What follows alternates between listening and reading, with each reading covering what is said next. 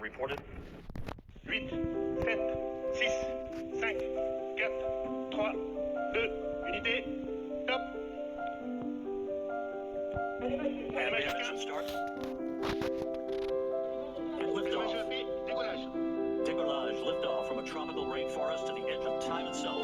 James Webb begins a voyage back to the birth of the universe. Punching a hole through the clouds, 20 seconds into the flight, good pitch program reported. Trajectory nominal. Vehicle performance is nominal. The Ariane 5 rocket continues to fly uphill in nominal fashion.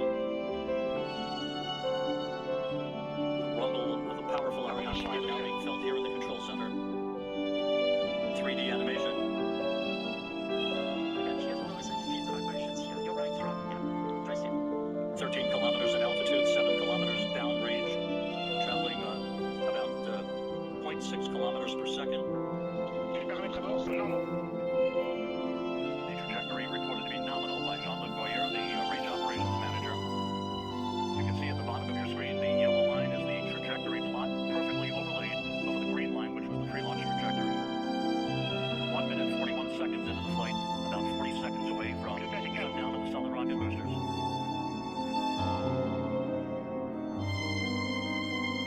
Coming up on the 2-minute mark into the flight.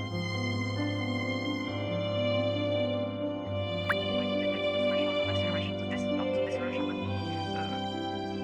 less acceleration. Everything is okay, Everything is normal. 2 minutes, 15 seconds into the flight. When the computer detects this threshold, it will separate. Séparation des EAP. We have confirmation of solid rocket booster separation from Jean-Luc Boyer. It's coming in at an altitude of 44 miles. The Ariane 5 and James Webb traveling almost 5,000 miles an hour. We have about 1 minute, 5 seconds to go before fairing jettison. That'll be the next critical milestone. The fairing is there to avoid the satellite being exposed to high temperatures and also high airflows.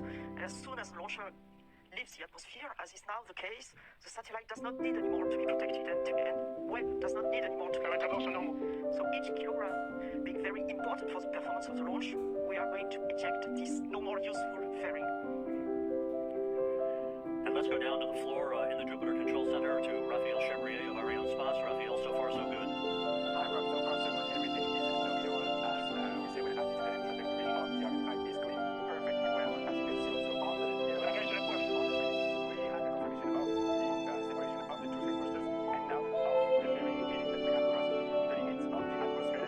So everything is good. And the video just said that all parameters are coming perfectly smoothly. So let's continue the mission. And Raphael, this is a view from the upper stage camera of the Vecchia, looking back at the James Webb Space Telescope. This is on about a 20-second delay or so because the way the imagery is processed here in the control room. There's your telescope ready to unfurl its wings basically and begin its journey to it. The Lagrange point, the L2 point, about 1 million miles away from Earth. Trajectory is nominal. The report from Jean-Luc Boyer.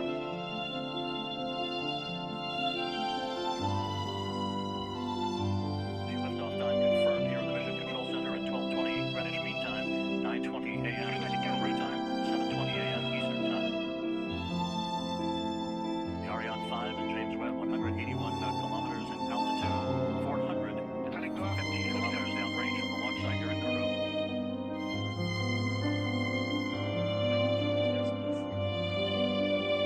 5 minutes, 12 seconds into the flight.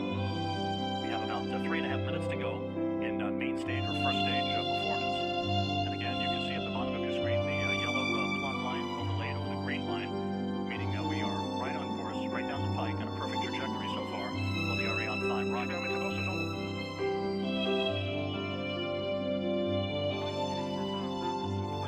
Galileo tracking station, which is close to here when we are in cool.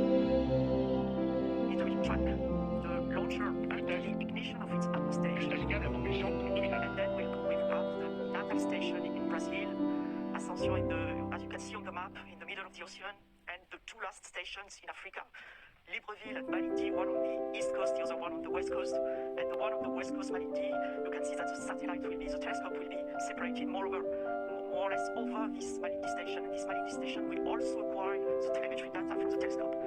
You can see both are green, yellow, and data of this animation. It means they are expected to receive the data, and it was confirmed right now by the launch operations manager. Acquisition de la télémesure, station du Natal au Brésil. Just confirming now that telemetry is being processed through the Brazilian tracking station. The telescope is also processing telemetry through the tracking and data relay satellite system. As it moves further and further out into deep space, all of the telescope's telemetry and its imagery ultimately will be processed through the Deep Space Network in Goldstone, California. Past the 7-minute mark into the flight, a perfect ride so far on the Ariane 5. We have about 1.5 minutes to go in the first stage performance. Once the main stage engine is commanded to cut off, it will be jettisoned. In just a few seconds after that, the upper stage engine will ignite, and it will be the workhorse for a 16-minute burn that will put James Webb into its preliminary orbit.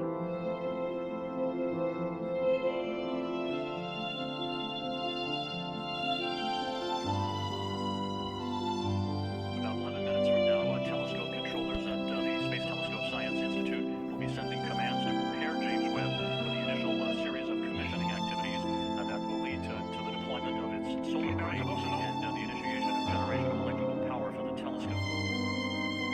About 30 seconds away from main engine cutoff.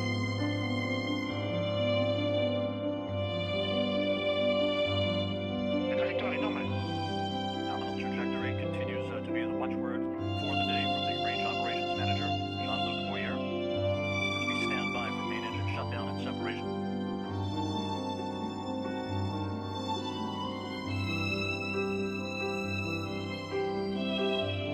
Extinction de l'EPC. Opération EPC. We have main stage shutdown and separation confirmed here in the Mission Control Center and the ignition of that main Emplage stage. dressé. And Raphael Chevrier down in the fishbowl. So far, so good.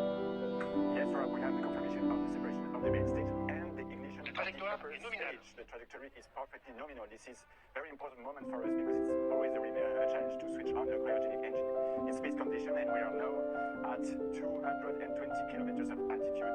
Speed is a bit more than 7 kilometers per second as we enter now the second stage of the second